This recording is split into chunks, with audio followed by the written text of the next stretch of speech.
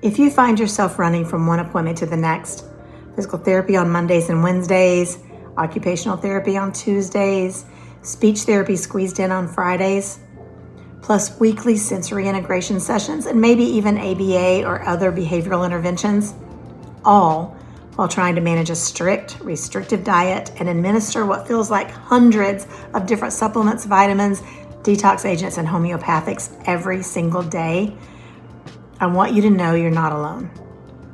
More importantly, I want you to know you're not missing anything. You're not failing your child. The truth is, you may actually be doing too much. In the quest to help your child heal, develop, and regulate, it's easy to fall into the trap of constantly adding more therapies, more protocols, more supplements, more tests, without realizing that their nervous system may already be at or beyond capacity. When the brain and body are stuck in a constant state of stress, sympathetic overload, vagus nerve dysfunction, subluxation, dysautonomia, even well-intentioned interventions can become overstimulating, and in some cases, even counterproductive. That's why so many families we work with report that despite doing everything right, their child is still stuck, plateaued, or even regressing. It's not because you haven't found the perfect protocol or the right combination of therapies. It's because healing does not come from piling on more. It comes from starting at the foundation.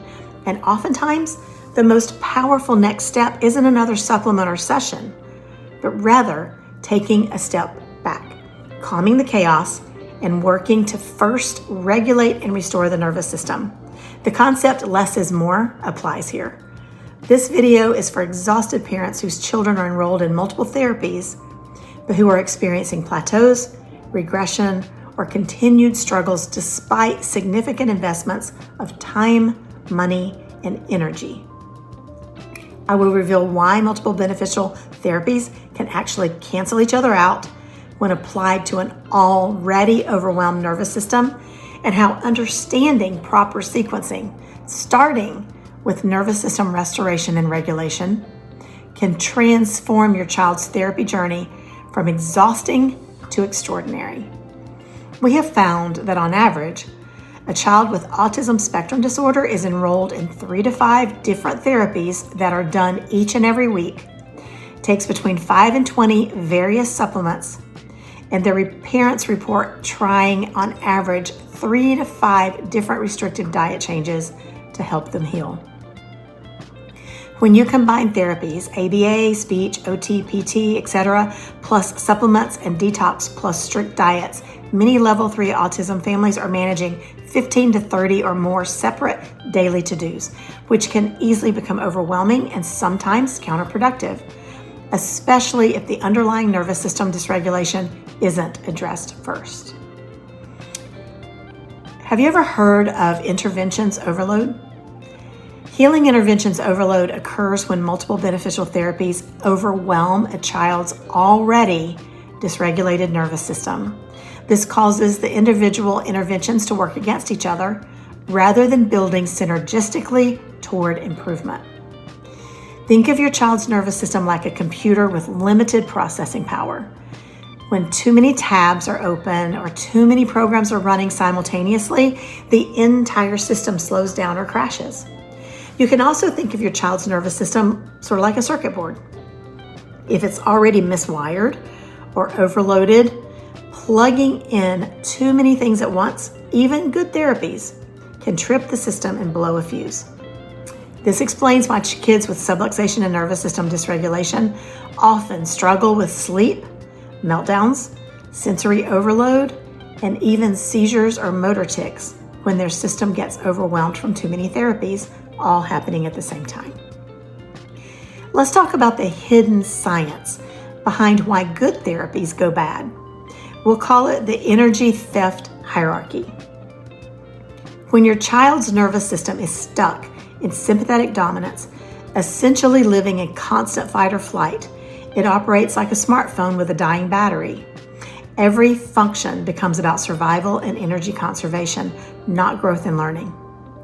Stressed nervous systems drain energy in a hierarchy, starting with the gut and GI system, which often struggles with motility, absorption, assimilation, and elimination as a result, causing a child to chronically not feel good and therefore struggle in therapies.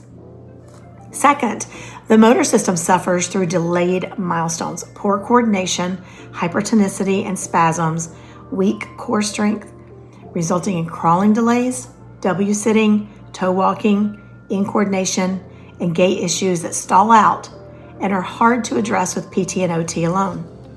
Speech issues are also, at their root, a neuromotor dysfunction. Third, immune function deteriorates, leading to chronic inflammation, frequent ear infections, antibiotics, more infections, asthma, and autoimmune conditions. If your child is sick all the time, they either can't even make it to therapies or can't get as much out of them. This is why many kids today still struggle with chronic gut issues, despite having pristine diets and thousands of dollars worth of supplements. The problem is not with their nutrition, it's with their neurology.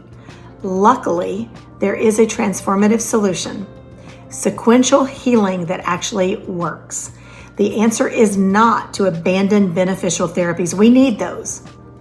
It's to understand the proper sequence for introducing them, creating what we call the multiplier effect, where each intervention becomes exponentially more effective.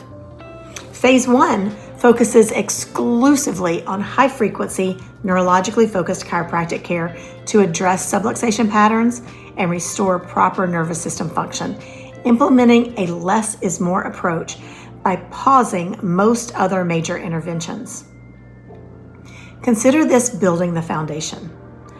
Phase 2 strategically reintroduces support for the core 4 functions: sleep, gut and GI function, immune balance, and motor development. These foundational systems must be online before higher level functions like speech or academic learning can develop properly. The best place to start with in phase 2 is the motor system, as you'll now see your child be able to benefit much more from OT, PT, and speech therapy once their nervous system is better regulated, connected, and coordinated. In most cases, when a full care plan of neurologically focused chiropractic is done right and done fully, primitive reflexes will fade and integrate on their own. After the neuromotor system is working better, you can begin to better support the gut immune system and then work on detoxification and elimination. And you can do this more smoothly, safely, and effectively. Phase 3 is when the magic happens. With a regulated nervous system and stable foundational functions, previously ineffective therapies can produce dramatic results. And children with regulated autonomic function experience significantly better therapy gains and start to catch up developmentally. It's easy to know if your child is dysregulated and overloaded. Start first by doing an honest gut check on their progress and what your parent gut is telling you. Are current interventions moving things forward, leaving your child stuck, or making things worse?